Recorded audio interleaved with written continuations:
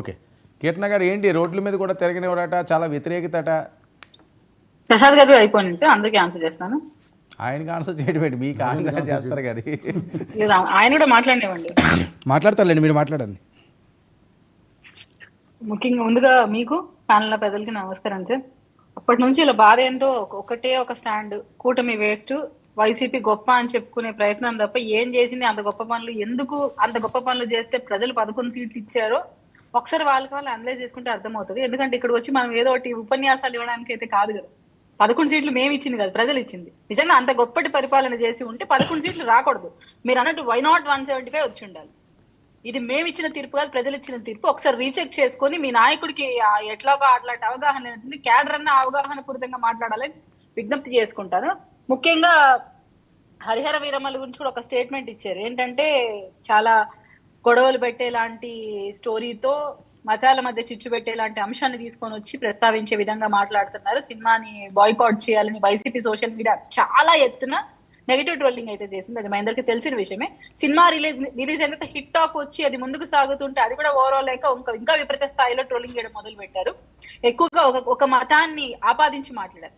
ఇక్కడ ఆ మతానికి ఏమైనా కించపరిచేలాంటి అక్కడ స్టేట్మెంట్ సినిమాలో ఉంటే ఆ మత పెద్దలో ఆ మతానికి సంబంధించిన వాళ్ళు వ్యతిరేకించి మాట్లాడాలి. ఎక్కడ అటువంటి వ్యాఖ్యలు లేవు, అలా సినిమా పోర్ట్రేట్ కాలేదు. కానీ వీళ్ళు అలా చేసి ఏం సాధించుకోవాలనుకుంటున్నారో మాకు అర్థం కావట్లేదు. ఇంకోటి ఏంటంటే సినిమాల కన్నా డిప్యూటీ సీఎం గారు సినిమాలకి ఎక్కువ ప్రియారిటీ ఇస్తున్నారని సురేష్ గారు అన్నారు.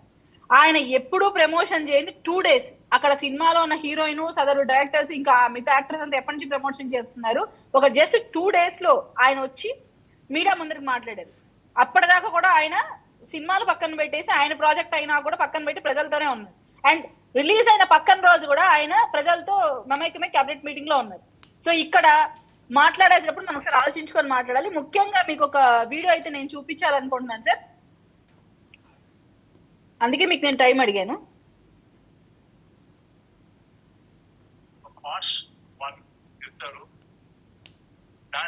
ఓకే, నేనే మీకు చెప్తాను సార్. జగన్మోహన్ రెడ్డి గారు మీడియా ముఖంగా అడుగుతారు, మీ పార్టీ నాయకులు ఇలా దాడికి పాల్పడ్డారు టీడీపీ గురించి అంటే మనందరికీ తెలుసు. అవునండి, ఎక్కడో వస్తుంది, ఎక్కడో జరుగుతుంది, నా అభిమానులు హర్ట్ అవుతారు, వాళ్ళ పార్టీ ఆఫీసులు ధ్వంసం చేస్తారు, నా పార్టీ అభిమానులకి బీపీలు వస్తాయి అని. ఇక్కడ పవన్ కళ్యాణ్ గారు ఏమన్నారంటే సోషల్ మీడియా ద్వారా ఇలా నెగటివ్ ని స్ప్రెడ్ చేస్తూ ఉంటే మీరు ఎందుకు బలంగా ఎదుర్కొని మాట్లాడడానికి ఆలోచిస్తున్నారు?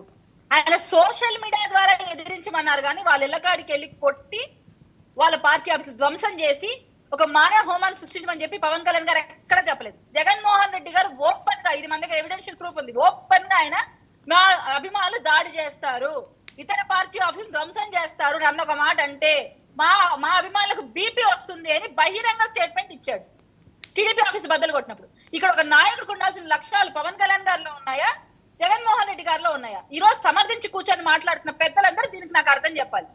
పవన్ కళ్యాణ్ గారు ఇళ్ళకి దాడి చేయండి, ఇలా నెగిటివ్ ట్రోల్ చేసి బాయ్కాట్ చేయండి అని చెప్పిన వాళ్ళ ఇళ్ళని పగలగొట్టండి, వాళ్ళ ఆఫీసులను పగలగొట్టండి, ఇష్టం వచ్చినట్టు మీరు విపరీత స్థాయిలో దిగజారి మాట్లాడండి అని చెప్పారా? బలంగా ఎదుర్కోండి. సినిమా సారాంశం అది కాదు. వీళ్ళు చెత్తగా పోర్ట్రేట్ చేస్తున్నారు. ఇక్కడ ఎక్కడ కూడా ఒక కమ్యూనిటీని మేము తక్కువ చేసే విధంగా మాట్లాడలేదు.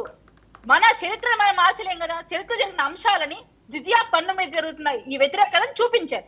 అంతకు మించి అక్కడ ఏది జరగలేదు. ఏ అంశం ఉన్నా మీరు తీసుకొని ఇక్కడ చూపించవచ్చు, మమ్మల్ని అడగచ్చు. వీళ్ళు కంప్లైంట్ ఏం చేస్తున్నారు?